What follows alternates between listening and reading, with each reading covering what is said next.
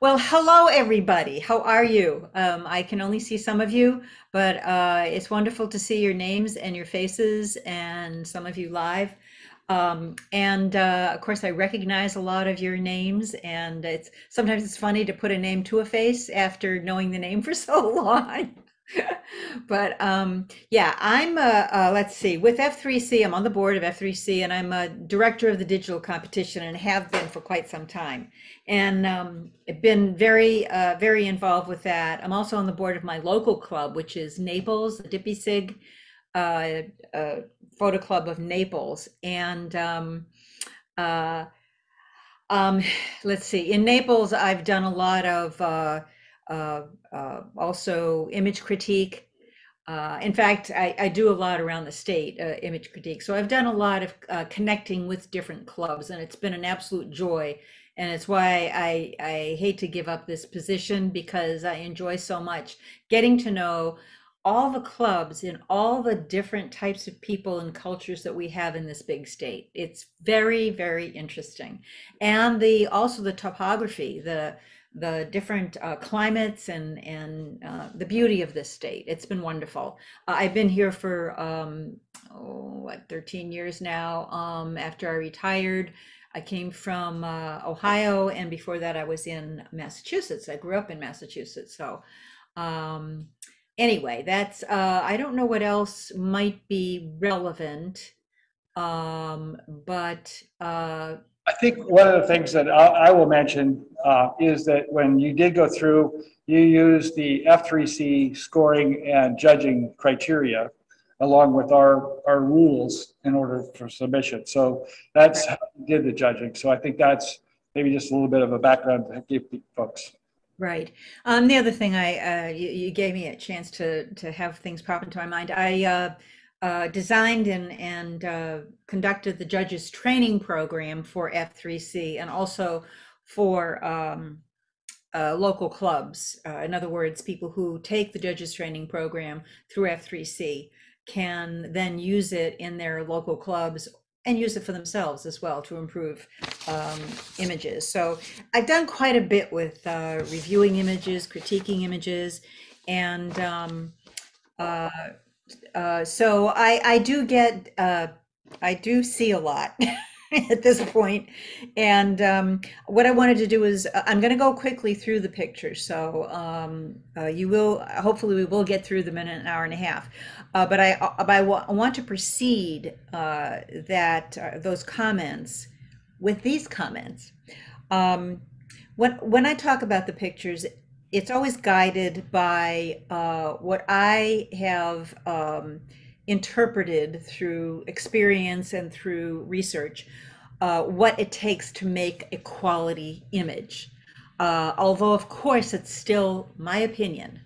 My purpose tonight is in giving you my comments, is to tell you what I think really works in the image, so you could take that with you and do more of that.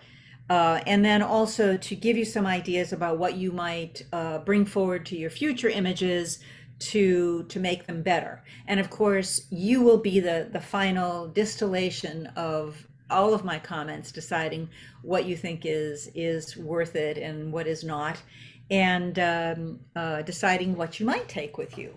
I am going to talk about your choice of subject, because that is very important. Of course, all aspects of composition, uh, and also framing your image and cropping. I'm going to comment probably on the angle of the subject and the depth of the whole image. And does it invite me in? Does it tell me a story? The background around the main subject is very important, and that's background in back of and around it. Does it support and enhance the main story, the main subject, or does it mostly distract from it? And then I also notice texture quite a bit. It can really add interest and awe to an image, especially if it's selectively used. If used too much, it can be a problem.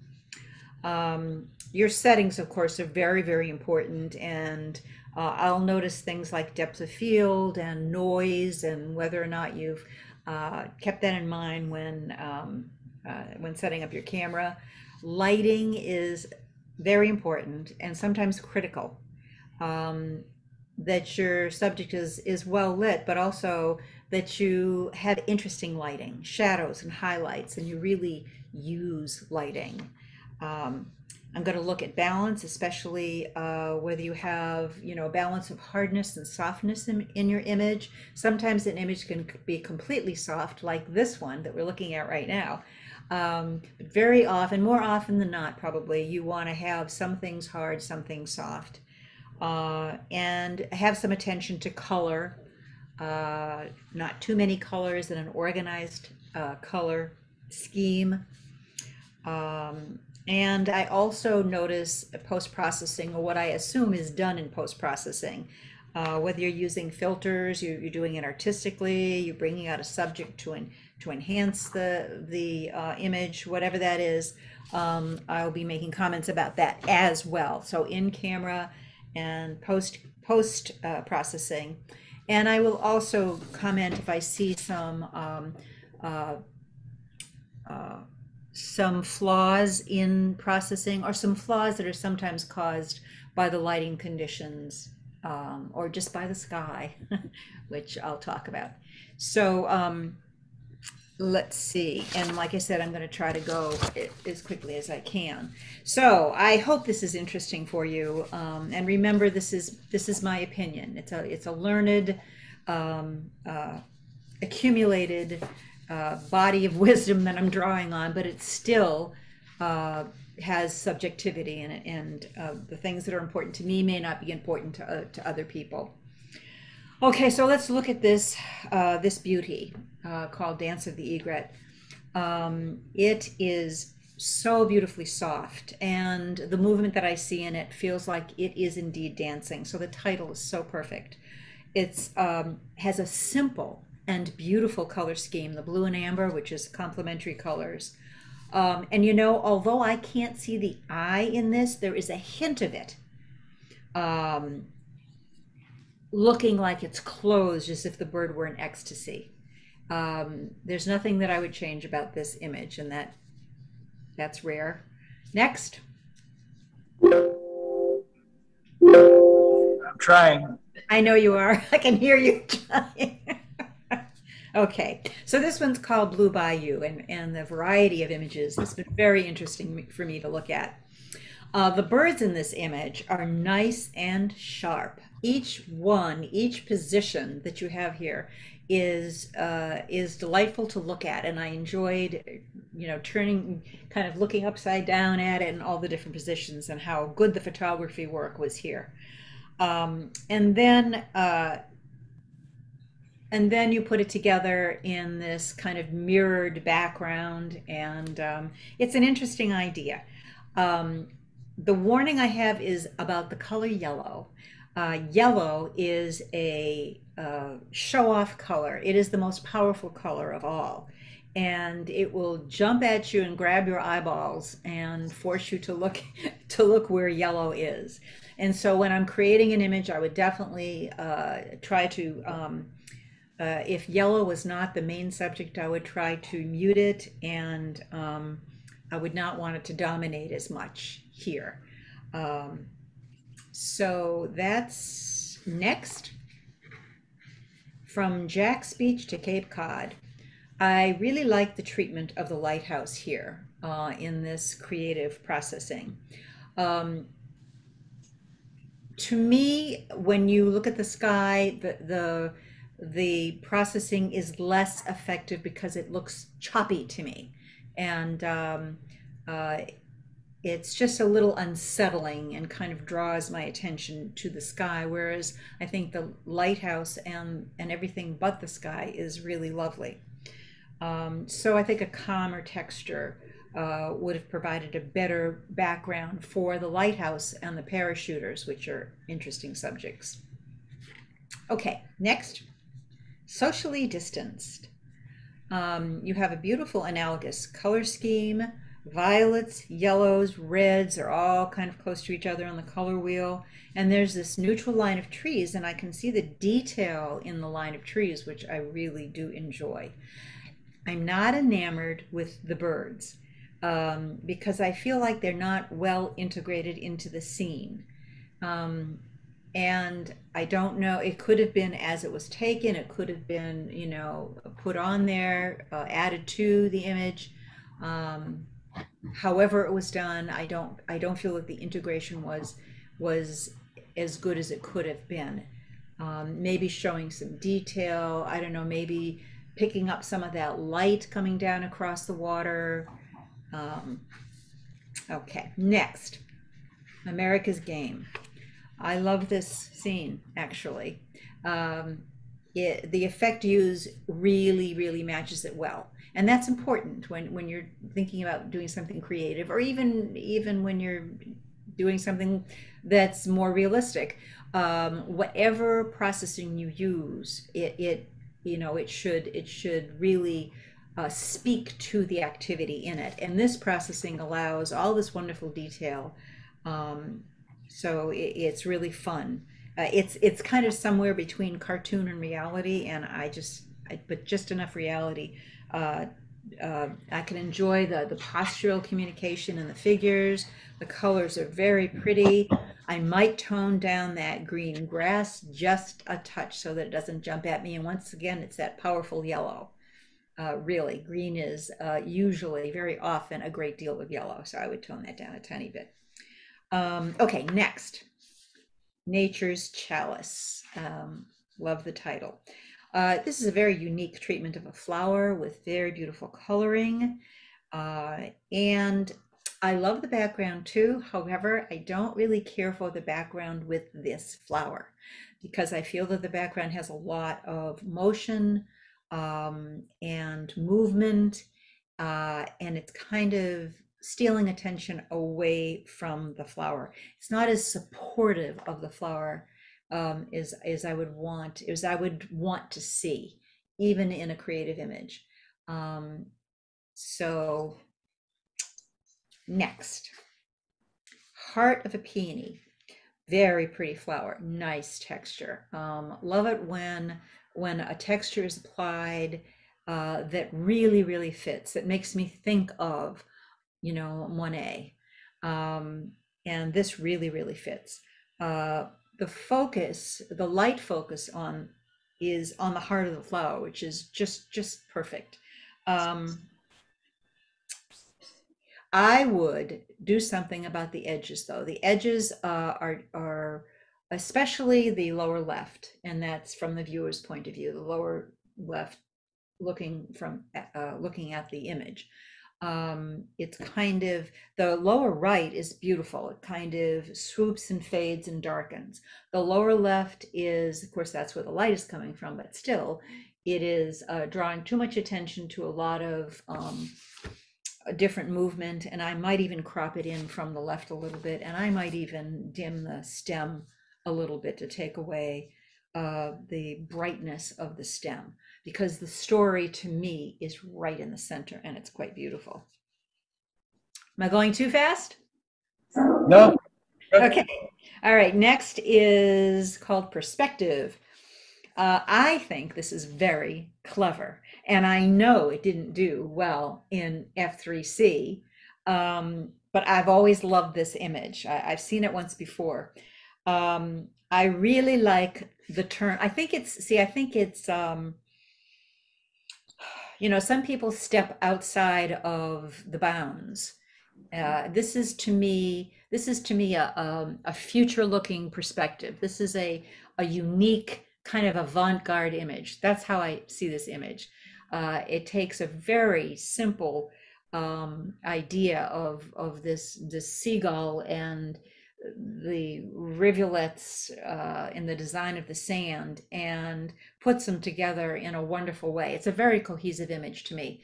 This turn is bringing you right down that wonderful swoop of sand. I love the background, the darker swoops of sand. I think the lower left corner is a little messy and a little bright, and uh, I think I might minimize the effect of that left lower corner. by maybe just darkening it a little bit to make this more wonderful. And I have, this is part of the subjectivity of judging. This didn't do well in F3C, and I I gave it a 17. And this is before I looked at the F3C um, score. Uh, I gave it a 17 in my mind. So there you go. All right, next. Blooms in a Bottle. Good name. I like the idea of the image too. I like the off-centeredness and the crop.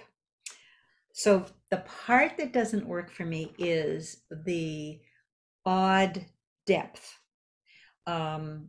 It feels like the vertical and horizontal lines from the window are at the same level as the vase. It kind of doesn't make sense to me, like at the same plane as the vase.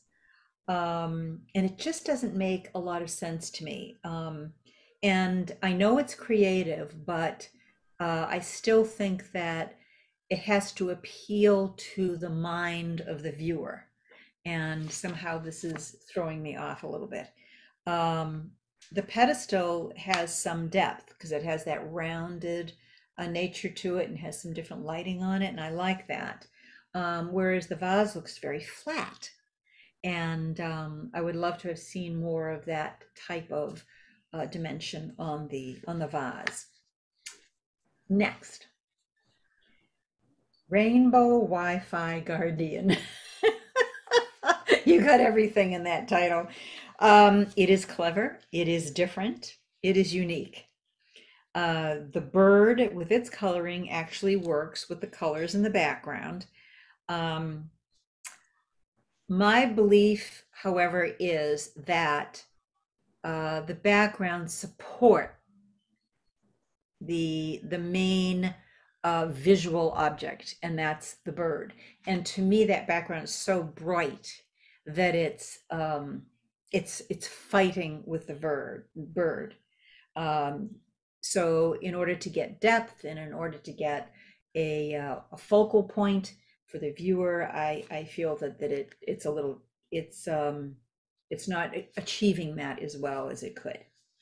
Next, Connection is beautiful. I like the effect used on this spider very, very much. The artistic filter or whatever, however you achieved it. The lines, it's a good subject for this kind of a treatment. Very clear lines, very architecturally, the spider is quite lovely. I like it. I would have liked it if it had a little bit more of an angle or some kind of variation in light or pattern. Right now it's kind of right centered and similar, but I do like the image very much. Okay, I think we're ready for, that was creative.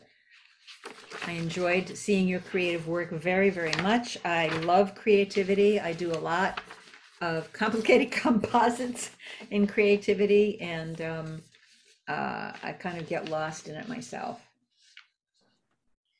Okay, so in general, we start with an image called Window Light. Very nice title. I like the light very much and the overall sepia color with a dash of soft green in the from the outside, and I think that outside was treated very, very nicely in this processing. It wasn't overdone. It's soft. It should be. It's in the background.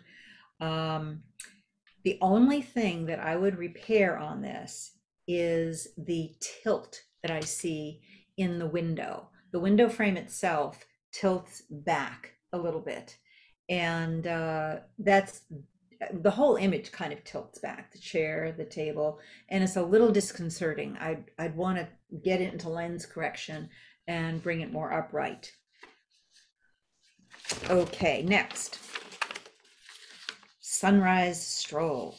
This is very lovely with many layers. I love layers, especially with landscapey scenes like this. You can see the beautiful grasses in the front that are lit but not too bright. And then you go to the taller grasses and some dunes and then some dark grass. I mean, it's just multi-layered. That's a real strength of it. Let's see, the soft lit from right or something on. The thing about this, that it's more of a technical issue, and that's the clouds.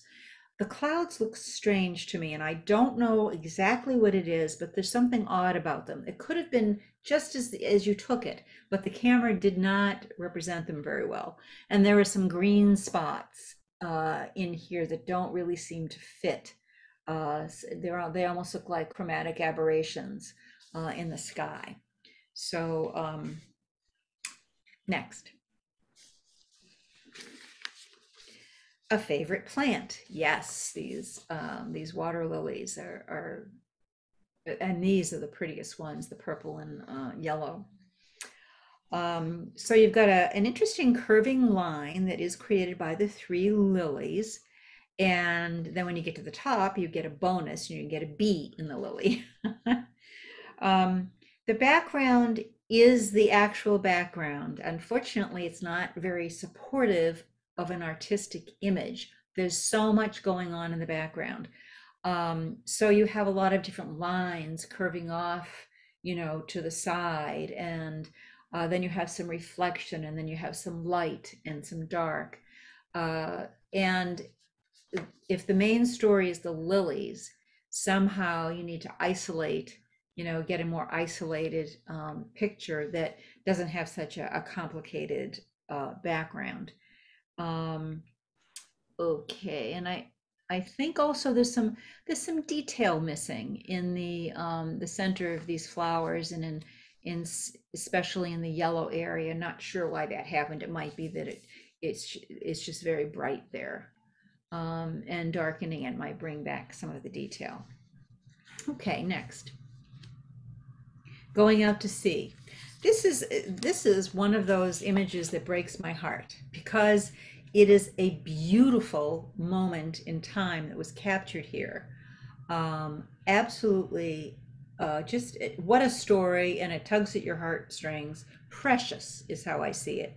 And the reason why it breaks my heart is because there are some artifacts, we call them, when either the environment itself produces artifacts on the camera, or in post-processing artifacts are created. For instance, if you look at the line of rocks, you'll see a little white halo accompanying that, a dark line of the rocks, and then a little white halo along the tops of those rocks. Very disconcerting. And that, because I see that very well, and it just throws a real wrench in the image. I think it could be fixed and submitted somewhere, because I think it's a potentially winning image. Okay, next. Orchids on black. The top two flowers are very sharp. So when my eye moves down to the third flower and the buds, I can see that it's not as sharp. So the angle that the camera met those flowers needed to be there you go, needed to be tilted so that it matched the plane of the flowers. It's just a little disconcerting to see how sharp it is, and then it kind of gets very blurry when you get into the buds. Orchids are very difficult to capture. I rarely take groups of orchids because they're very, very hard to capture. In this case, you have such beautiful detail in the top two orchids. I might just crop in and just get a study of an orchid or something, and just darken its companions. It's just an idea. Okay, next.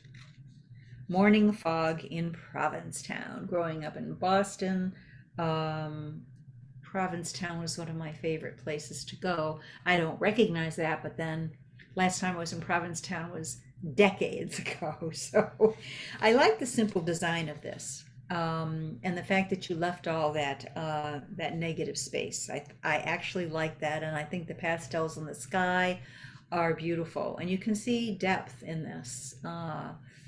Because there's clouds in front of this tower and in back of, and then there's a little line atop the top, across the top. That's very nice. I do wish that the tower had some grounding so that it didn't feel like it was floating in space. Um, but that might be the effect that you want to give. So, and I can just hear in my head how other people might judge this. They might say, well, I think you should bring the tower out more and, show the detail of the tower and maybe you should take off some of the negative space. So you're going to get all kinds of different reactions on this particular image, but that's how I felt about the image. Next.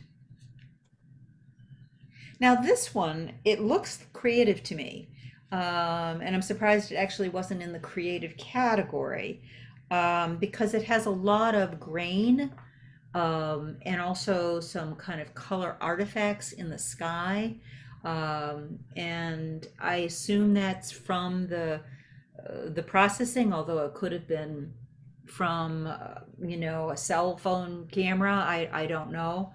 Um, uh, I'm not so enamored with all of that graininess and spots that I see, little black spots kind of flecking all around the sky. Um, Potentially wonderful scene though. So, all right, next. Investment opportunity is the name of this. I think the subject is interesting and I like the angle that you took it at. I like diagonal angles. Um, uh, we have a problem in the sky in this image, and skies will present problems naturally to you. Because of that blue saturation, you have to be very careful of skies. They can turn out to be very grainy, or they can look oversaturated just by being deep blue. This sky could be repaired. It does need a lot of attention. It needs to be denoised, and all the little specks that are in the sky would need to be removed. Um, so it's really more a warning about what a sky can do to your image, unbeknownst to you sometimes. Um, the image, I do like the colors. You've got the neutral and the cool colors, and a little bit of yellow and blue tone. So you've got a nice color scheme there. Okay, next. Okay, so this one is called Reflections Everywhere. And in that title is the problem actually with the image. I love the reflections and the treatment and the texture, but maybe there's just too many reflections. I think an artistic image helps you to focus on something that you've noticed that you think is important to focus on. And this has so much in it, and it's taken from that lower angle, which makes everything kind of lean back, which can be interesting, except that the buildings on the left and right are kind of caving in on the center here. So mostly, it's best to hone in on the subject for an image and then kind of look for an image or prepare an image so that the rest of the image supports the subject. Because you have done a nice job of actually getting the reflections. So you're good at reflections. Next. All right, I really find this very pleasing, very pleasing. And it's just a road, really. But because it was taken at this angle and that curve, and you took it with a long exposure, there's just this beautiful gliding S curve in here that culminates in a beautiful arched bridge, and it's backed by a very soft sky, which is nice because the sky kind of softens the hardness of the architecture of the highway. So I do like this one. Let's see, Follow the Road it's called. I do like this one very much. All right, next. The word I have for this is gorgeous. The red-green color scheme is made more interesting with shades and tones of red and green. So not just a red or a green, but different variations of each. And then you also have faded tones of blue at the top, which bring me back to the book, which is a beautiful, intricate binding, and with the blues in it. There's a great grounding for these books, with the books. The books provide a great grounding for the image, bringing that, making that flower vase, safe, and also letting it soar. So you have something that grounds it, and then you move your eye up the vase, and then it begins to fly, and it flies this way, and it flies this way, and a little bit dipped down this way. Gorgeous. Next. So great angle. What a capture. My God. And the composition is great. This is another case of the sky making your life difficult. Blue skies are dangerous and difficult, and you have to take it into post-processing, and you've got to soften it and take out the graininess and take out the noise, and just be very, very careful with the sky. Next. Okay, so we have, and I wonder if this is Venice, although that doesn't look like the typical gondola in Venice. Interesting colors, interesting shapes, interesting idea to capture the little curve on both sides of these gondolas. Unfortunately, what was captured in that frame, because you have a natural frame in here by the curves of the ends of the boat, what's captured in the frame is kind of not the prettiest part of the image. And there's kind of a little kiosk that has some kind of advertisement and a kind of a dirty building in the background. So taking that just a few seconds, I mean, taking it so that the red and yellow buildings were framed would have been so much better. Shoulda, woulda, coulda, right? I think I might also pay attention to the depth, and to get depth, things in back should be a little bit more muted and darkened, maybe, because everything kind of has an equal saturation and treatment. So there's some wonderful ideas in here that shouldn't be abandoned in the future. And next. So this is stunning. The lighting raised this above many, many others. That is extraordinary, with the way the light is sweeping across the top of the Tetons and lighting them up. And there's just this beautiful yellows and pinks and reds in here, and purples that are the story of this image. Okay, and next, birches. How different from the previous one. The previous one was all sharp edges, not all sharp edges, but certainly the main subject. This one is all soft, just lovely. I love the softness and the color scheme. I mean, yellow and purple is another successful color scheme. And how you got such a simplified color scheme in a potentially very complex environment. Beautiful layers. You have the front layers that are easy to enjoy. Then you've got some little middle ground there with greens, and you have the vertical, so you have a whole different feeling now of going up into the yellows. I would crop in a bit on the left to remove that green diagonal branch. It just it's not necessary, and it wouldn't hurt the image at all to take that out. It just gives a different feel, and I think the rest of it is so beautiful. Next, Stars in My Arms. Your titles got some great ones here. Okay, so we have a lovely composition. You've able to You've been able to isolate this tree, and sometimes that's very difficult in nature. It has a slightly spooky and moody feeling, so you've got a nice story and a mood. Um, there's something about the sky that I can't quite put my finger on in this. It's very maybe there's just too many stars. I've done a lot of night photography, and sometimes you can't see, you can't appreciate the stars because there's so many and they get so thick that it ends up looking like grain, like grainy or noise.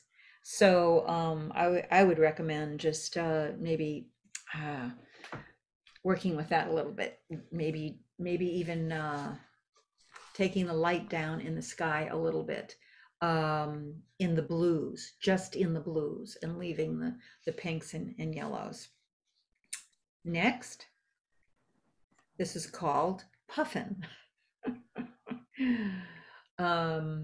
I think I'd work on that title if I were you. I'm a big title person. I love great titles. Some people don't care at all about titles, but this one, this Puffin is looks like he was caught by surprise. Like he popped up from behind the rock and he had something in his mouth and he went, "What? What? What are you looking at?" So there's lots of great stories here that you could put in the title. I think I might crop down from the top a little bit too, because he's that's not needed, all of that space. The rock in the front, if you could darken that a little bit, it's blurry and it's bright. And the story is the puffin coming up behind the rock and not the rock itself.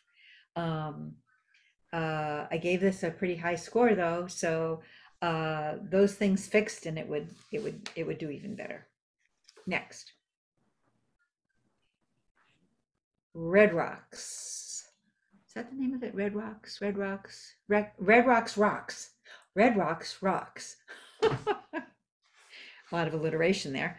So this is kind of a heartbreaker too, in a way, because much of the image is great, great. How to walk up to a scene like this and find an angle and a portion of it to make it a great image. You did that. You did that. And then a couple of things went awry, in my opinion. One is that this dark thing on the lower left, this darkened area, is unfortunate. I would lighten it or not darken it, depending on what you actually did, because it just draws my eye. Because everything else is light, the stairs, and then boom, I kind of hit a funny place that I'm not sure what that's about. Then the sky, there's something odd about the sky, and I think it's that blue trap again, unless you put in a sky or whatever. It's very grainy. It's not pretty. And what would have been perfect with this is a beautiful soft sky, because everything else in it is hard. The stairs, the mountains, even the trees have a little bit of an edge. The colors in it are gorgeous, amber and blue, just beautiful. So those are my ideas about that. Next. Stairway to Toontown. It says Stairway to Toontown, but I feel like I'm going to fall off the top if I go up the stairway. It's really too bad that there wasn't something at the top of the stairs, and I can see the door to the right, but at the top it just looks like I'm gonna fly out into the sky. So that colorful wall is so beautiful that I might have made more of that colorful wall also. But nice lines. You did a nice job with the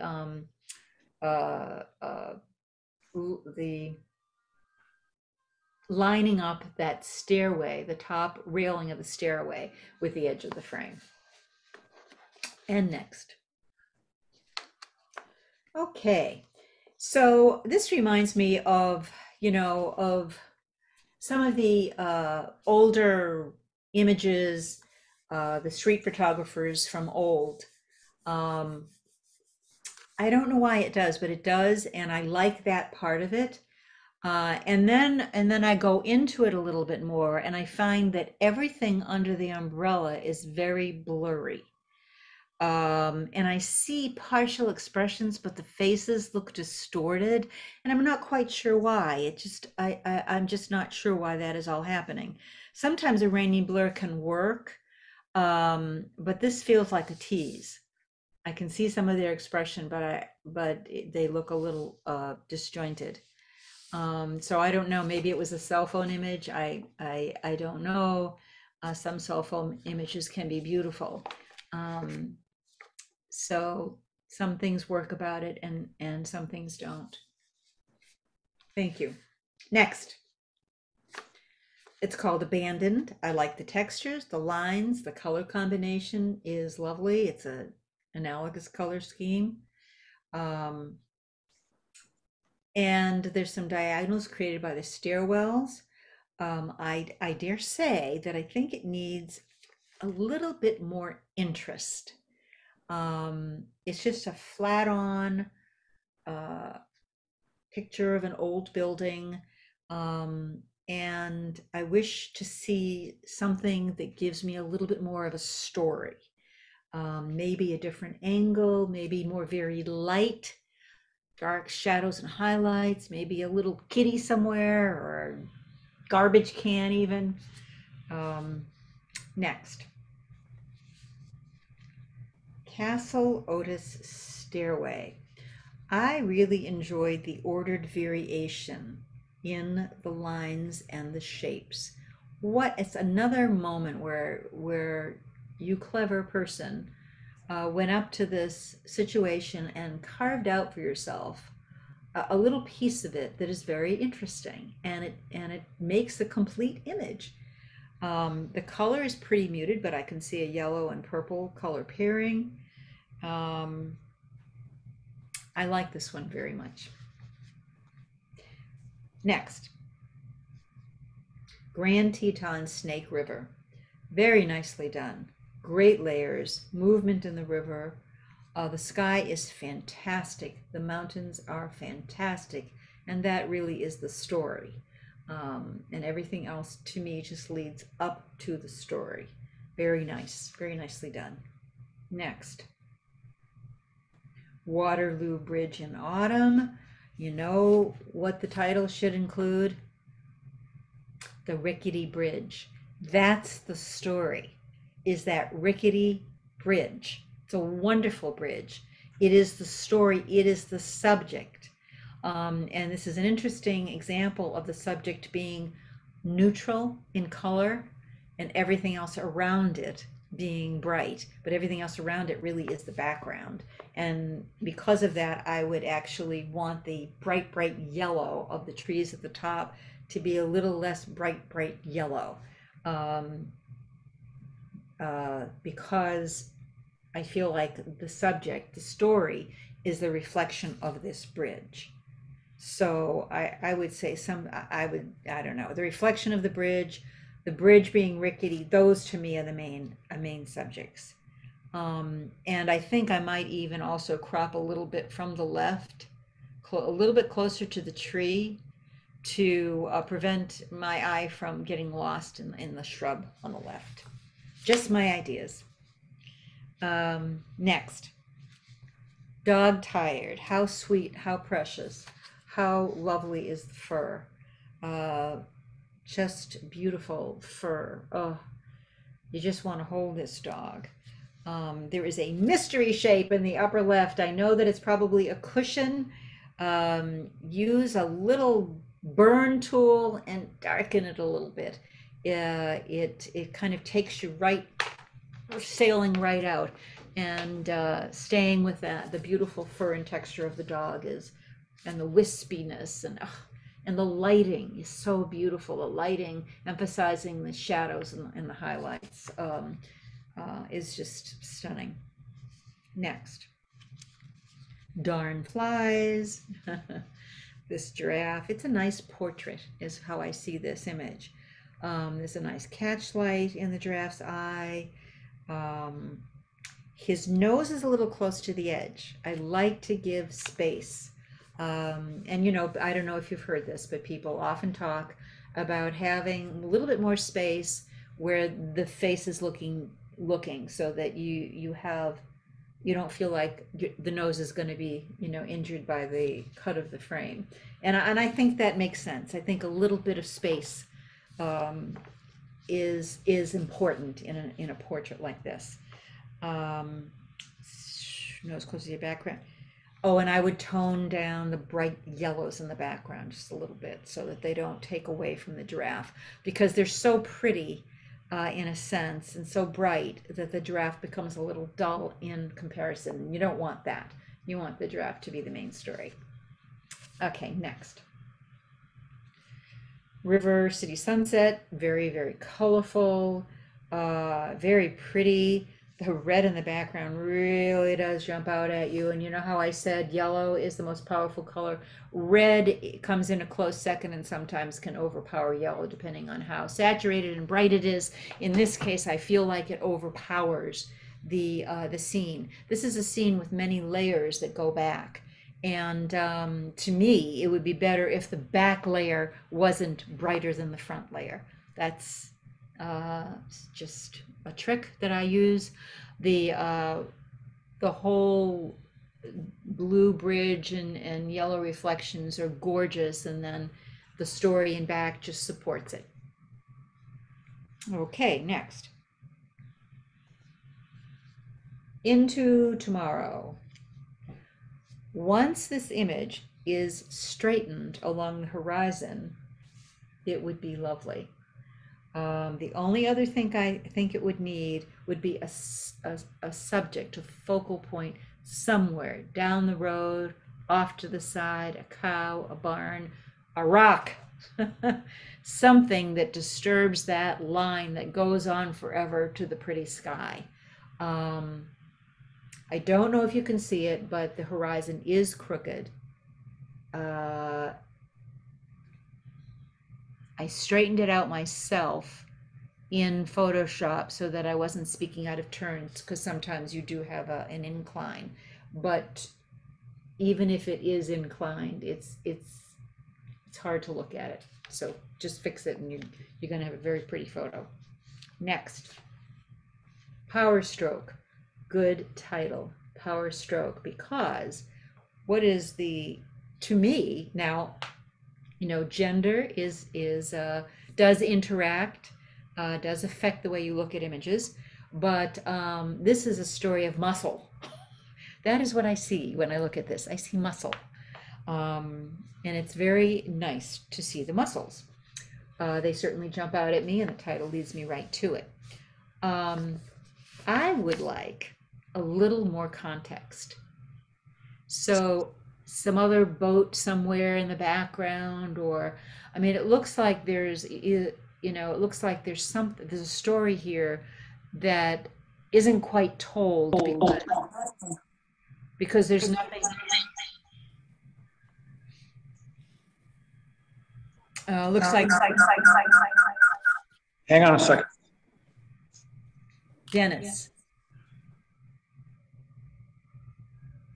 Dennis came in. Oh, there, it's off now. Okay. Okay, I'm fine. Are you fine? Yep, I muted him. Okay. Okay, so I mean, it's the waves are gorgeous, the muscles are lovely.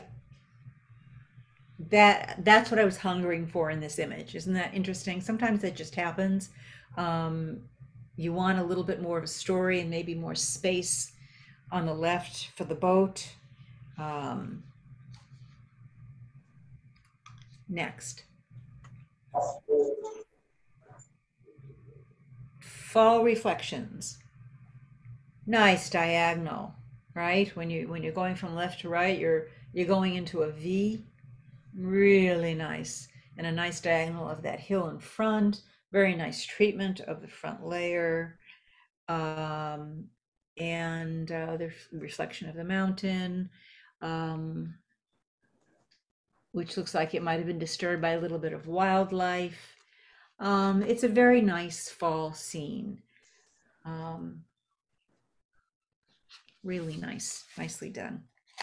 Next, Into the deep. Great idea, huh? Talk about depth. I love the title. Perfect title. Now let's talk about the focus and the lighting.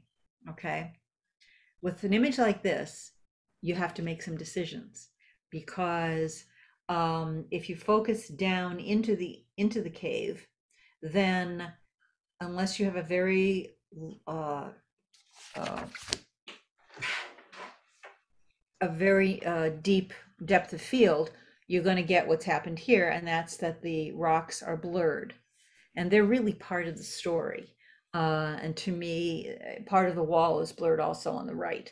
So the other subject, the other lesson here is about light.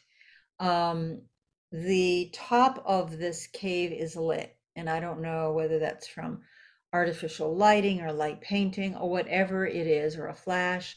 It really pulls your attention to that part of the image rather than getting your eye to go down into the image.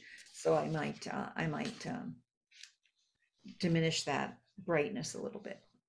Okay, next. Old garden wall. See, somebody, so many of you have this wonderful notion of depth in your images, and I really appreciate that. Old garden wall. I do like the framing very much too. You're using some nice framing here with the rocks on one side, the tree on the other. There's this great arrow and sign that points you where your eye needs to go. And then you have these cement pillars that have the door, hold the door, and frame the door. It draws you into the back. When you get drawn towards something, that destination should be really well attended to.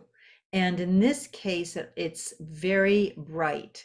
I think that it's too bright. It's kind of blown out in some parts of it. And you want to see some detail in there because everything is pointing to it. And next. Waiting for the tide. This looks so much like a place in Cinque Terre or somewhere on the Italian coast that I've been to.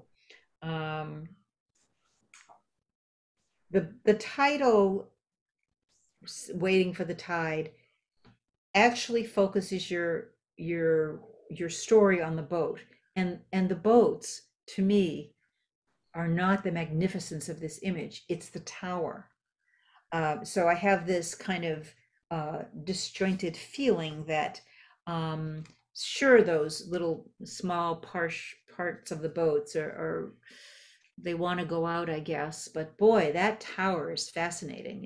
It's got a big clock, it's got a dome, and this wonderful old brick that's blackened. So this is a question of what is really the subject, what really would jump out at the viewer more than the boats. That's just my thoughts on that. And next. Cowgirl and her horse. There is a song or something. The cowgirl sings the blues. I don't know if anybody knows that. Cowgirl sings the blues. I think it's a song. Anyway, that's what it made me think. So this is a question of what is the main subject also, because I feel like the main subject is the horse. I can't see the girl. I just see her hair and her outfit, but I see the horse and I see the horse's eye. To me, that's the main subject. And that's what I would really promote is the horse. Let's see. I like the treatment, the dark treatment. It really shows the horse off beautifully and the beautiful line of his face. Okay, next, another horse. This is called Eye of the Horse. There is something in the front, and I think it's the horse's body that's very blurry. And that only works, I think, in very rare moments. It's just distracting to me now. The eye, though, is beautiful. It is really beautiful. It's hard to get the eye of these large animals because they're small compared to the animal itself. I might even crop in if you could, if you have enough pixels. And if you were to crop in, I would reduce the brightness on the horse's face because you're blowing out some of the wonderful texture there. My ideas. Next, firing through the smoke. A good title, great idea. It is unique. Unfortunately, it's the back of the horse that greets you first. And you can't see the fellow's face. Not even much of a side view, just his ear. Um, so that's like a moment in time where the smoke was perfect, but the position wasn't. Sometimes it can't be helped. And next, table for two. So the angle is very interesting, taking it from kind of underneath one of the tunnels and using the tunnel as a partial frame, and then just beyond it is another tunnel that I love repeating objects or themes in a piece, and this one has it. I think it was a great idea to have the front tunnel in the upper right darkened because it's not real sharp, and of course it's not the subject. It's just giving the mood. And I do like the muted green and red color scheme. I would add more light interest. It's taken at a bright time of day, but I think you can mute down some of that. That's if you know how to work that in post-processing, you would mute down only the bright areas, make sure the dark areas did not get any darker, because you want to be able to see into the room or the building, and you want that the dark edge under the building to maintain its texture. Next, Good Night Moon. That reminds me of a children's book that I used to read to my son and my nursery school children. Love the title. It is a very simple, subtle, layered image. And I guess I wanted more of the moon, like a super moon. And I know you can't pick these things, but it is about the moon, and yet the moon is so tiny in this image. I just wish it were bigger because everything else about the image is really, really beautiful and serene. Next, this is called Out. I loved the light on this. I mean, you get spectacular side lighting like that, and it almost doesn't matter the subject, as long as you have a subject that's interesting. And to me, that's spectacular. And I like the way the context is shown, the way the ump is leaning into the action. So just everything about it is really interesting to me. And next, The Future of Aeronautics. Curving diagonal lines, nice black to white range with grays as neutrals in the background. I think it's a very well done black and white architectural piece. Okay, and we're going to move on to nature. So we did the biggest category. So we're going to move on to nature is what I have next. We did creative and general, and we have nature and people left. And I just hope that some of these comments are helpful. And of course, you can discard what isn't, but hopefully it's making you think a little bit.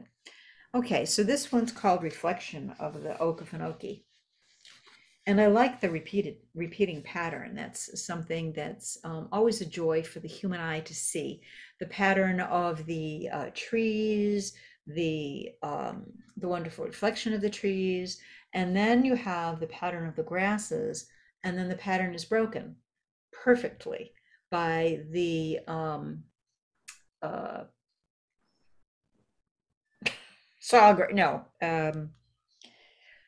just this is a brain fart. I'm actually a Florida master naturalist, so I know what that is. But the foliage, let's just call it foliage for now. Somebody's going to give me the answer in a minute. So to me, this image is another kind of a tease to me because I absolutely love it, and yet because it's the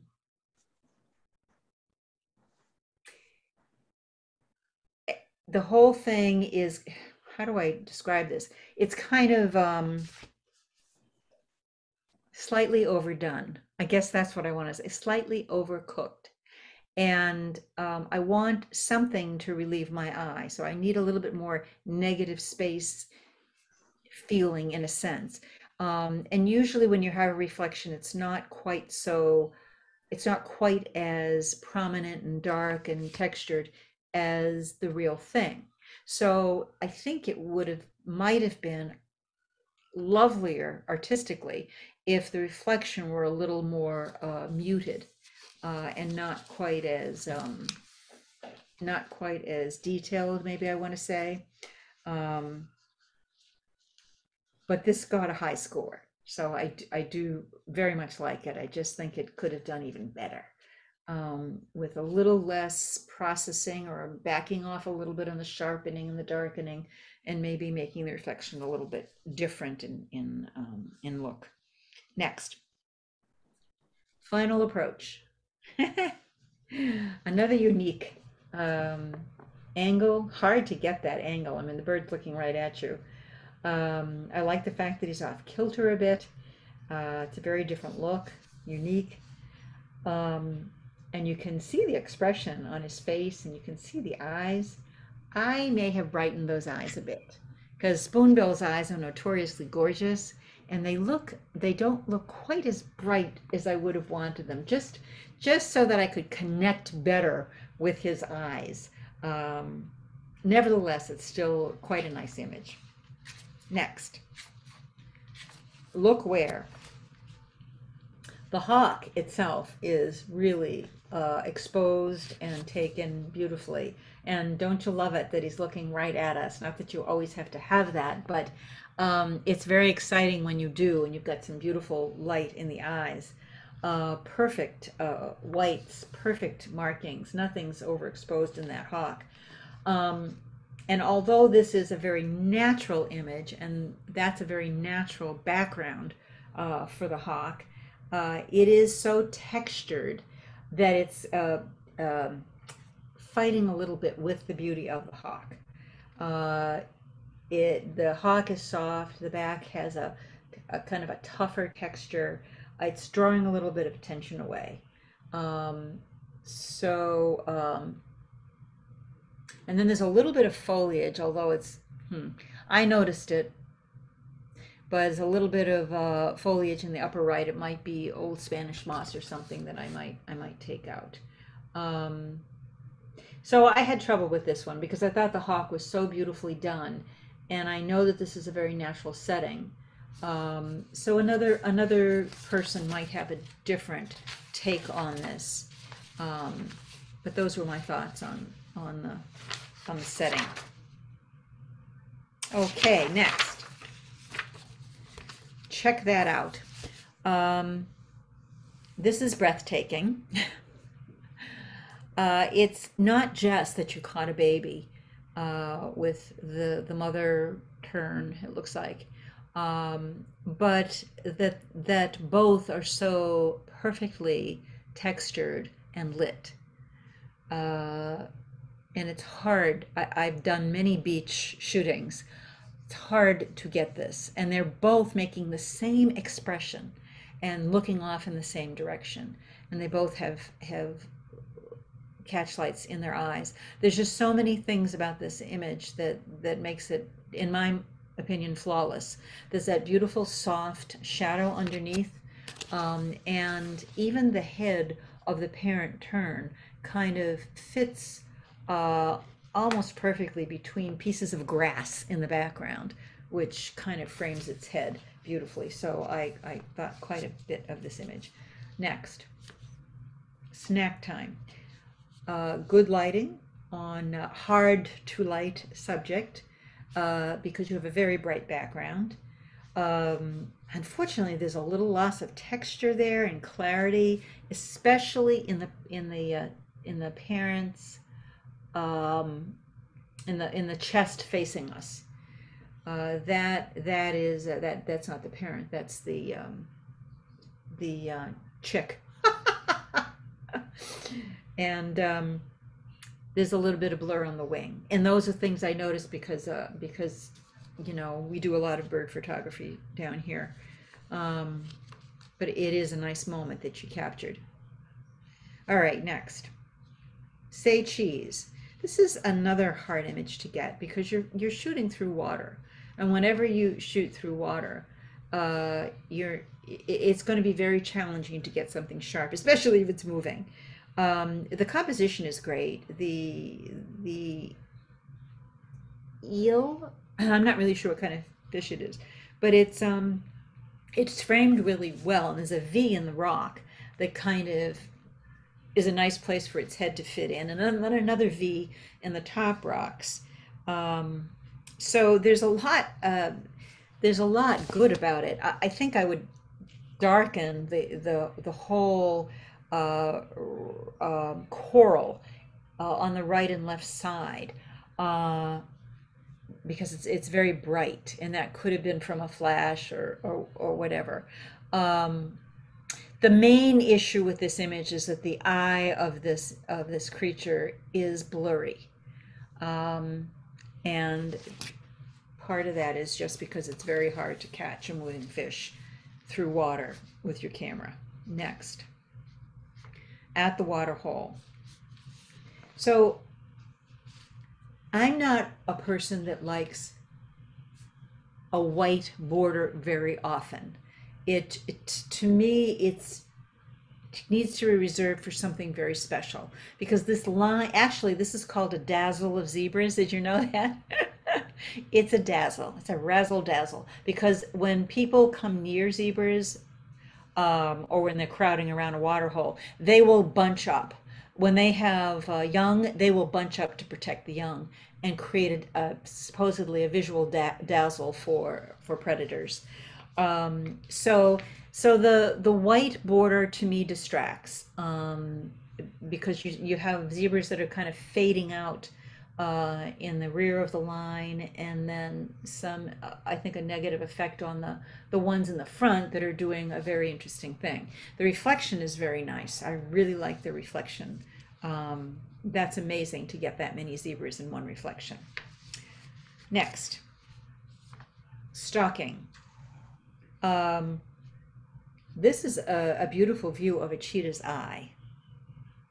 Cheetah, yeah, cheetah. I know that this did pretty well in competition, because I remember it, and I looked it up, and it got a red. So it did pretty well. In fact, red is the one right after blue, so it did very well. His head is just really, really lovely. His or her head is lovely, lovely to look at. I think the story here is not about stalking, but about drinking at the water hole. And so that threw me off a bit too, was that he's got water dripping out of his mouth, and that's really nice. You've got a beautiful face, you've got water dripping out of the mouth, and you've got a beautiful eye. And those things are very, very nice. And he does have an expression of caution, because when any animal in the wild drinks at a water hole, the most important thing is that they look around and they're cautious. In order for me to give this as high a score as the judges in the contest did, I would want this front rock dealt with somehow. It's white and it's blurry, and that just pulls attention away. Maybe just darkening it carefully with the right tool would bring that more under control. Next, gone fishing. Interesting posture of this bird that you've caught. You were there at the right moment, weren't you? The image, for some reason, and I can't figure out why, seems whitewashed. It's got a white cast to it. And I don't know if dehazing would help that, but you'd have to dehaze just the bird, because dehazing also increases color and contrast, and you don't really want any of that to happen with the blue water. It's already blue enough. Um, I think there might be a focus issue too. I think some of a lot of the bird may be soft in terms of focus. So tough catch. Okay, next. She can't hide. This is so cool. I have never seen this. Never. And I think that's an eagle. And what is the eagle doing in this posture? I don't think I've ever seen an eagle hiding or peeking out from an evergreen like this. Never seen it before. I am so glad that the needles are not overly bright and overly yellow. If you toned them down, then smart on you, because that really was important. I think I might consider, but I don't know. I'd try it, cropping out some of that dark spot in the bottom, just to stop the eye from kind of falling through the frame there. Okay, next. Too big. Good catch. It's pretty sharp. That fish is going to be a challenge to get down that gullet, but I've seen them do it. This image confused me initially because it looked like the bird was dull. And then I realized it wasn't that the bird was dull so much, is that the orange in the water is so bright that the bird in comparison has a sort of dullness to it. And that's something important. You have to look at the image in relationship to the whole, how everything affects each other. So I think because of that, either I would have brought down the brightness, the luminosity of the orange a tiny bit, because you don't want to lose that beauty of it, and then brought up the luminosity of the bird a little bit to fix that dilemma. Next, Southern Charm. It is a great macro. I love this macro. Simplicity, beauty, just really gorgeous. Getting inside, the wonderful, it's almost like roll out the red carpet, only it's a white carpet, walking up that petal and coming to the center, and then having two arms say, come inside. It's just got a lot of expression to it. The blurry petal on the left is a little disconcerting. I'm not sure, I might play with that to try to do something about that to minimize the effect of that on my eye. And that's the only thing that I could say that I would change. Next, Mara River Crossing. I like the layers in this image, the foreground, the several middle ground layers, and then the dusty background. That to me is the strongest message of this. What's difficult about this image is that it's very hard for me to know where the main subject is when you kind of shoot into a group of animals. There is a small group in the center of the image of zebras that are looking toward the camera. And so maybe if you go in closer, you might have a center of interest there. Okay, next. I think they moved. So there's a wonderful story here. There's the parents, there's the eggs, and they're both very visible. Very, very nice. I think there was a very nice attempt to darken the outside, which was a good idea because this is a pretty busy image. And so you want to minimize the effect of all of the leaves around it. I might even have gone in closer and taken off part of the back end of that bird on the right to get the story of the two birds caring for each other and for their eggs and focusing in a little bit more. Otherwise, it really is a wonderful story and a wonderful catch of a pairing taking care of business at home. Beautiful eyes. Okay, next. Shake It Off. Motion blur is always very interesting and very good. I have a little trouble when the motion blur is right on the main subject, and the main subject is the face. And the title is good because it kind of has you deal with that right out front, which is a good idea. I'm not sure though if I like the idea of having the main story be blurred and everything else being clear. It's just my preference. Okay, next. Okay, some falls in New Hampshire. I love the tiered effect from the bottom to the top. It's all connected. It starts with this wonderful kind of triangular shape of the leaves pointing up the falls, and it just goes back forever. The depth is remarkable, nicely framed. The one thing I would change or avoid in the future is blowing out any of that water.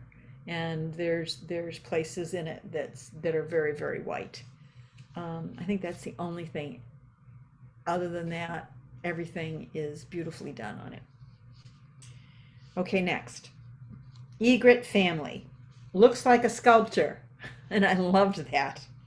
As it rises from the nest, the flora around it, the tree in the upper left-hand corner, the foliage in the lower right-hand corner frame it, and the lower left-hand corner frame it very nicely. It looks like it's lit mostly from behind, so the faces are all in shadow.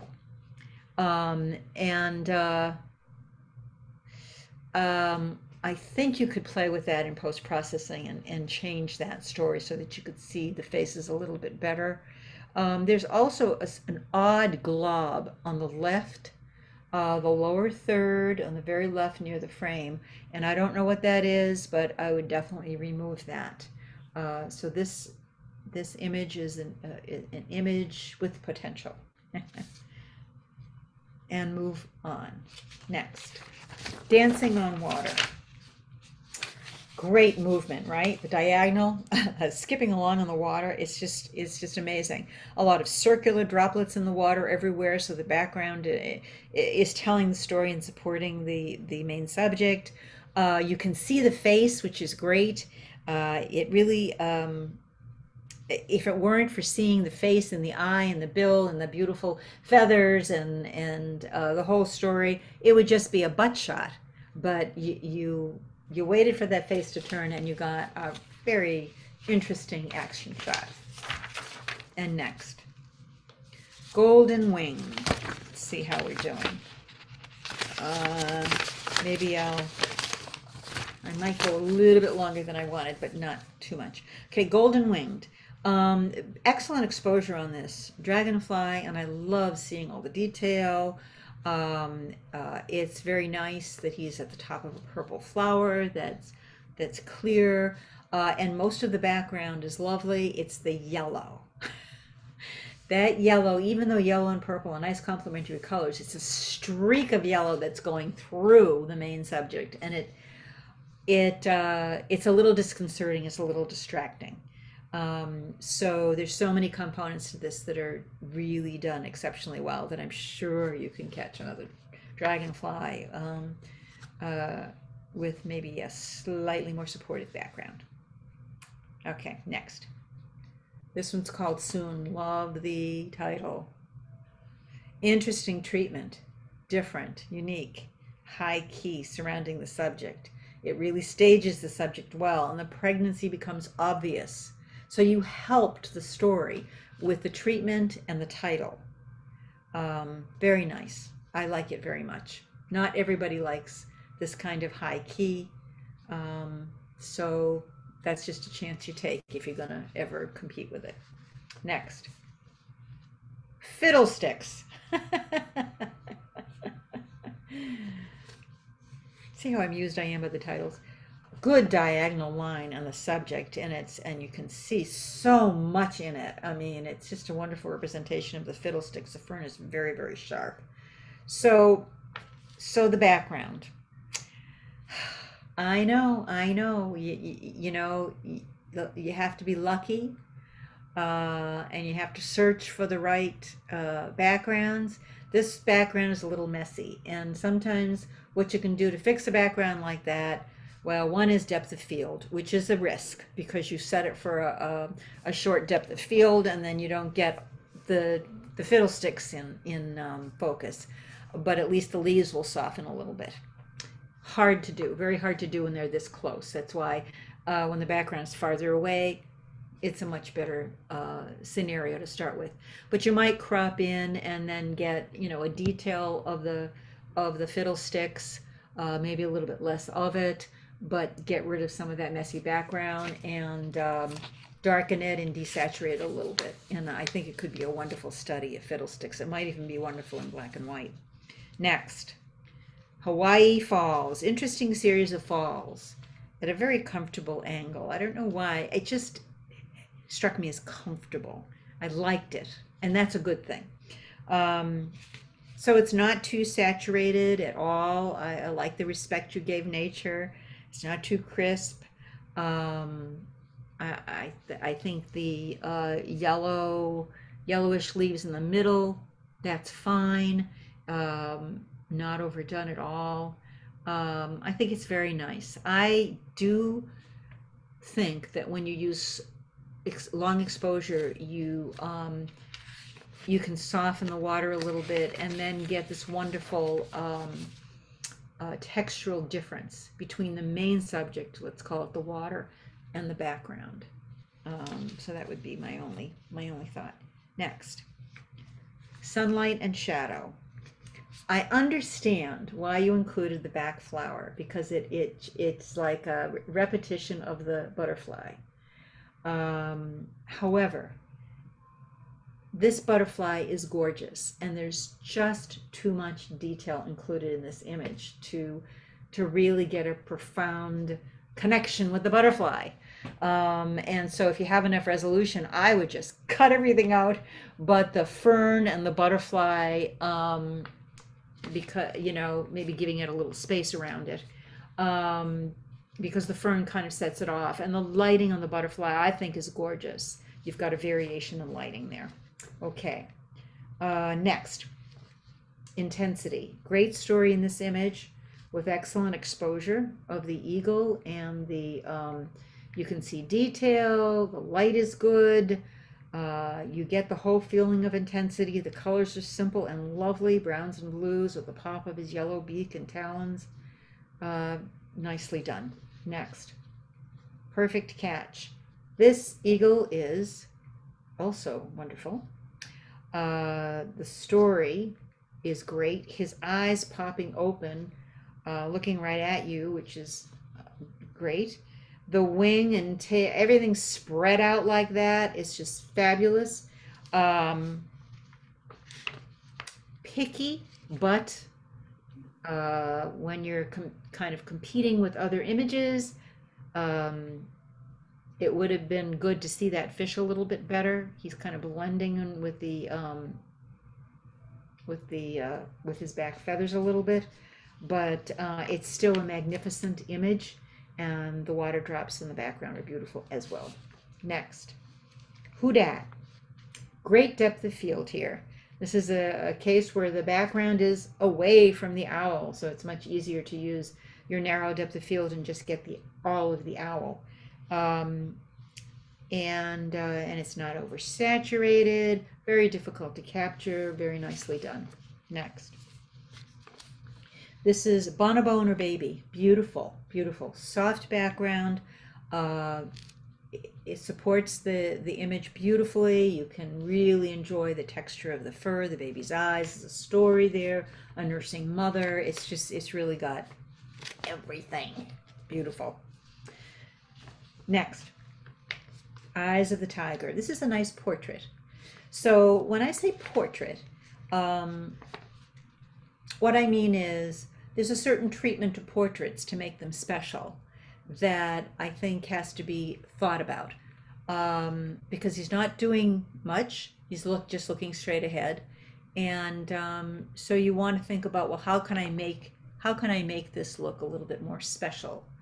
Um, and He does have beautiful green eyes. They're partially shaded, which is fine. That's by his eyebrows.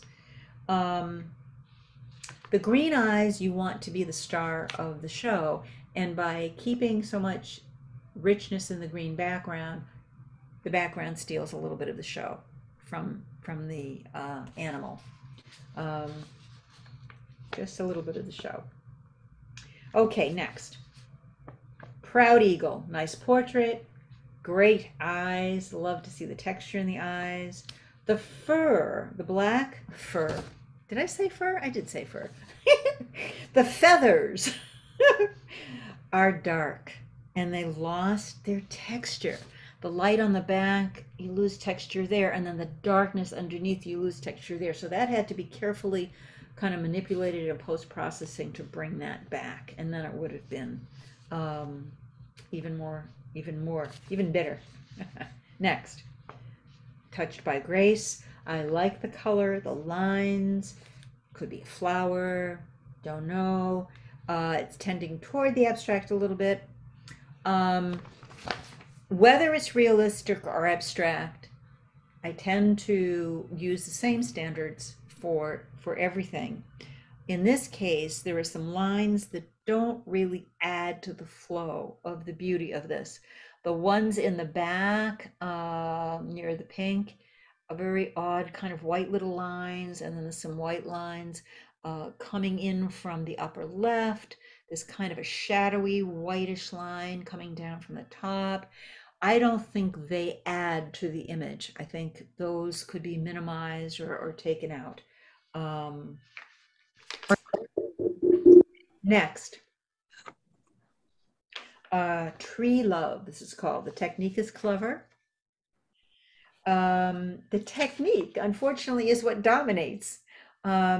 Sometimes, I think I talked about this, whatever artistic device you use, or treatment, or filter, or whatever it is, to me, it should somehow match the subject. And it was just a little disconcerting seeing this kind of effect on the tree. You did the effect really well. So I think it was a zoom effect with a not really sure how you got the tree. Maybe the tree was in the center of the zoom. Anyway, the effect is what's dominating here rather than the tree. And I like the texture of the tree. And I just saw that Liz said it's saw palmettos in that earlier image. Yeah, it's palmettos. It's saw palmettos that I saw in the first one in this category, nature. Okay, next, go with the flow. Lovely, restful scene with analogous colors. Beautiful yellows, greens next to each other in the color wheel, but the warm of the yellow and the cool of the greens. And then the blues down the middle, really, really, really lovely. You've got a nice frame for that water. And you know what would be spectacular is if you could go back to the scene and get some of the light of the sun filtering through the trees and coming forward onto the water. Oh my God. It would go from a very pretty scene to a winner. All right, next. Reaching out. I like the rays in this, hard to catch those, very nice. Blues and yellows are very nice, an organized color scheme. And this is a case where the driftwood is almost too much. It's better to try to isolate something, even if it's less interesting, but to get more separation between all of the shapes and lines, unless you're just documenting the richness of driftwood on the beach. Okay, and then the next category, which is the last category, and this is people. I love your categories. To be young again. Such a delightful picture due to the ecstatic expression on the child's face. And it's beautifully exposed and it's perfectly focused. Beautiful. I can even see some sweat on her brow. And I love the shadows. Uh, the shadow of her hair, the light shadow of the tree in the background. It's just fabulous. It's got an angle to it. It's got motion to it. Love this one. Next, Amazon Uber. Nice framing of the action of this boat with the tree kind of leaning over it and some foliage coming down on the right, upper right. Let's see. I feel I am averse to what I consider oversaturation. And I feel that this has a bit of that. And it might be because it's very dark. And I don't mean that the scene is dark. I mean that the leaves of the tree, some of the bushes in the back, there's a lot of black in them, so I can't see the detail. And sometimes when you darken, the color comes up as well. So, so good framing, good placement. And of course, I do wish I could see a little face, but I do see the light on that that fellow who's polling. I see the light on his face. I took one of these boats, not on the Amazon, but in Panama to get to a remote Indian village, and could not believe that we safely arrived. It just seems so fragile, but they're used to doing this and working with these skinny boats all the time. Okay, next. High flying glamour. Interesting subject, right? And the best part is the sky and the smoke that kind of comes up behind the subject, framing the subject. And the subject has nice detail and nice color. Everything about the subject is wonderful. It's the surroundings that makes you kind of crazy, right? There's so much going on. There's so much color. And there's the back of their knit caps. This is a great documentary image that or photojournalistic image. Although I think a little bit to the right. I'm trying to, I'd like to get the kind of the right arm and the blue wing of that arm away from that yellow building. Overlap is just not ideal. Okay, next. Zero gravity. And I saw that this did well in competition too. Great capture of motion, and the water is lovely too. I find it problematic that you can't see the face and that it's very dark around his face. But the judges of that particular competition didn't. They liked it very much. So probably, sometimes the motion, the activity, the impossibility of it kind of trumps some of the other technical issues for some of the judges. Okay, next, Indian warrior. Wow, huh? I know what that is now. He's on a horse. I didn't recognize that big lump of brown in the front. I wish that were clear or not there. I didn't know what it was for a while. Now it's obvious it's a horse. I do like this portrait of this warrior. There's something that's been done to make the face look a little orange and a little rubbery almost. And I'm sensitive to those things, and I don't care for that. It might just be that it needs to be softened a little bit and desaturated in those areas a little bit. Next, father and son. What a sweet story and a beautiful setting. And it's beautifully framed with the beautiful colors of the water and the rocks pointing in and slanting down around the father. So all those things are so wonderful. And then it hits you that the graininess in there, there's something amiss about it, because along with the graininess, you look at his skin, his shirt, and his pants, and there's color aberrations in there, little flecks of other color, which means that either the lighting was bad or not a great camera was used or something like that happened. So that I consider a flaw. I don't know if you can fix it, but I'll tell you the mood and the framing of this is stunning. Tough. Okay, next. A perfect fit. It is beautiful, soft, pensive. The initial look at it is gorgeous. It's got a beautiful background. Everything about it is sweet and tender and beautiful, and it's a little off center. The one thing, when push came to shove, is that his eyes and her eyes, I do not believe are looking at the same thing.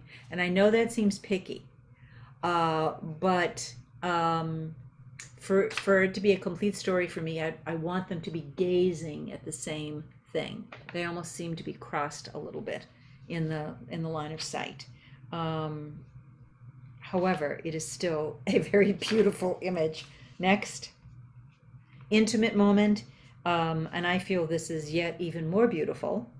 The moment is perfect, and you can see her heavenly expression, and you know that he's giving this beautiful kiss. His beard kind of leads right to her face, which is great.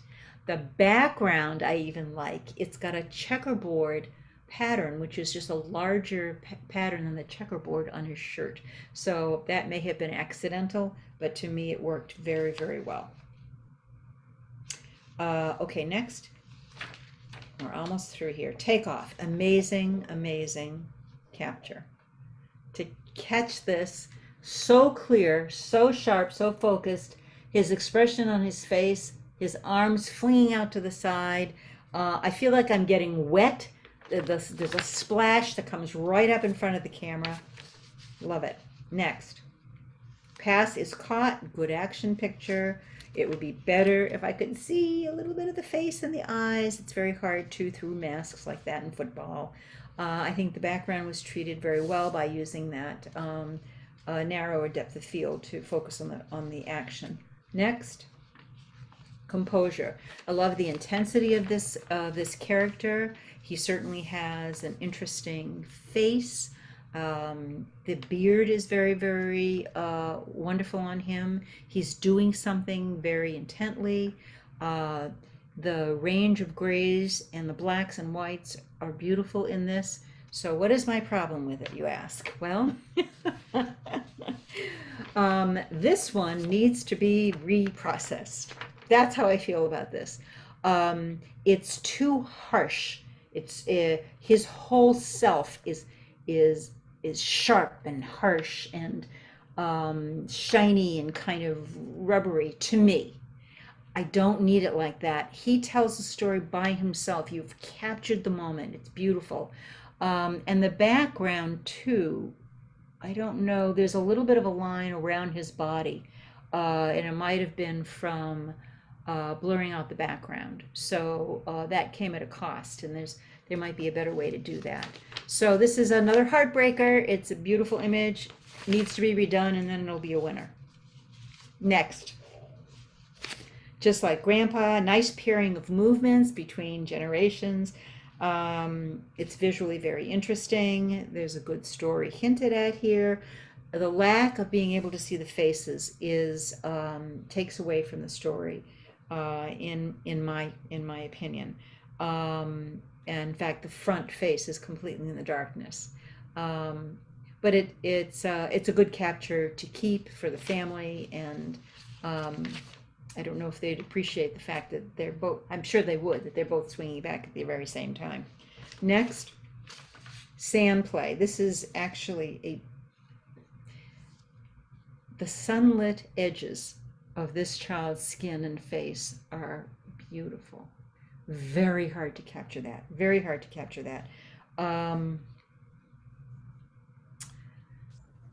Let's see. There is some haloing. And this could have happened because of the lighting, the dramatic lighting, but you have to deal with it in post-processing. Or you may have created it by doing something, by darkening something or lightening something. But if you look at this image, there's a white halo all down the back of him, and it just pops out at me. So the only other thing, and I think this is relatively minor compared to the haloing, is that the foam is grainy, and I would just remove the noise from that foam, because foam to me should be soft. Okay, couple more. Blue Eyes Musical Soul. I think the face is beautiful, and the light on the face is gorgeous. She is beautiful, and she's a wonderful subject to take with that great hat. I don't care for the blurring that starts part way down her, or maybe at the top of her chest, and the necklace and her chest are blurred, and I don't know how that happened. It might have been that the depth of field was a little bit too narrow and you just didn't catch it, because her arm is in pretty good light. And I think I would decide, what is the subject? Is it the music, which I can't really see the music reference here, or the eyes, rather than mixing the two. That's just, I think that helps an image if you give it the right focus. Next, love in the time of COVID. How sweet. I like the shine on her and the flyaway hair and this wonderful little child sitting on this big honker of a bike. I think that it would have been better to take the adult in the image, maybe leaning towards the child, supporting the child, rather than cutting off the adult from his arm. Never like it when a limb is kind of cut off and sticking there. Or maybe you can darken it so much, or maybe you can take it out with removal. I don't know, but that was the thing I didn't care for.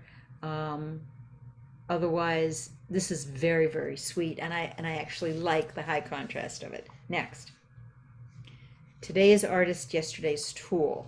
Very interesting. I hope you can take this again with a different setting on your camera, because it certainly tells a story of concentration at a skill that few of us ever get to see. So it's interesting. The whole image really needs to be sharp, and his hands are sharp, the tool is sharp, the book is sharp, but his arms begin to get soft, his face and his hair are all very, very, very soft. And I don't care for that effect. I think a deeper depth of field would have been wonderful. Okay, color guard, very nicely done. I can see the sweat on her face, and I am amazed at how you got this, and you got the line of it, so you really got the sense that this is a whole, you got the context. This is a whole line of color guard, and yet there's one subject, and that subject is very clear and focused. And the fact that even though the background is somewhat busy, it's the colors of the color guard. It's the red, white, and blue of the United States. It's just very, very nice. Very nicely done. Next, Besties Forever. How sweet. Nice capture of these darlings. Oh, God, friends. So the blue, whoever was standing right behind the middle child with the blue pattern, or maybe that's a cloth from a table or whatever it is, take it out. That unfortunately, it's a beautiful fabric, and it matches. It's a dark blue like her dress, so it really distracts me. Otherwise, I love the way that you framed it. It's got flowers on either side. It's got the little sandals. Okay, next. Just so you know, we're running out of time. We have to be out of this room in just a few minutes. So I've got two more. Okay. Mending their nets. Close it on the subject. There's too much in the story here, unless you want a documentary, unless you're just documenting the whole environment. And next, Wave Ballet. The title is great. The face is soft. The body action is fantastic. The water is fantastic. The face is a little soft. It needs to be focused. And that's the end of it. All right. Go through the winner. For the winners, the first place in the creative is Anita Fanek with Dance of the Egret. Second place in creative is Fred Ortel with America's Game.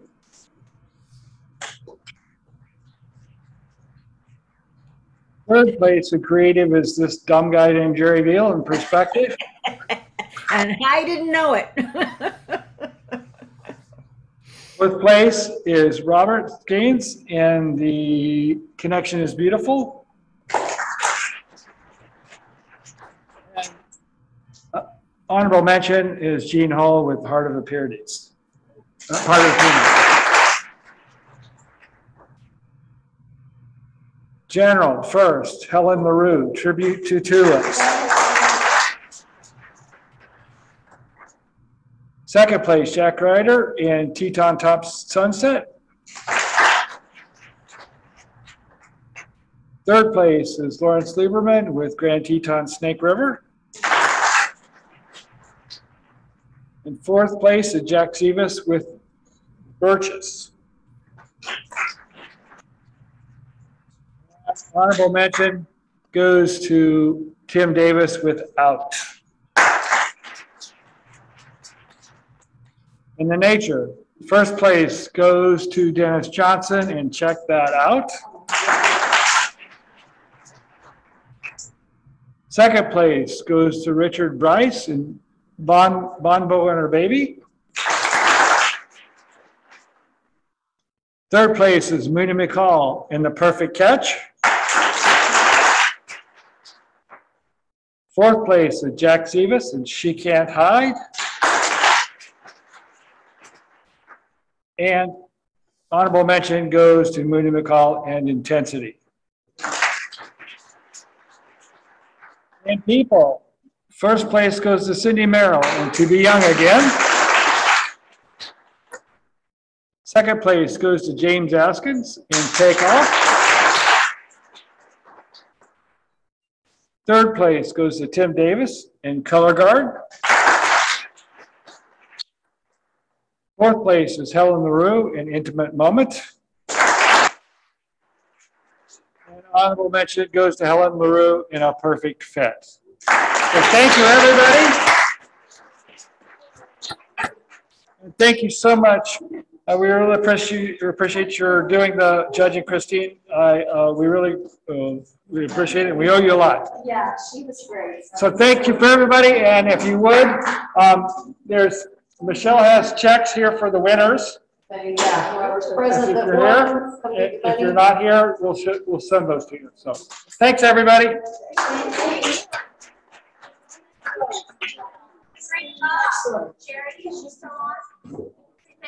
Yeah. Christine, are you still on? Yes. You did an excellent job. Thank you so much. Everybody's saying thank you very much. You did an excellent job. Everybody really appreciate it. It's enjoyable. I really enjoyed it. All right. Thanks a lot. I appreciate it, Christine. All righty. Bye-bye. Good evening, everybody.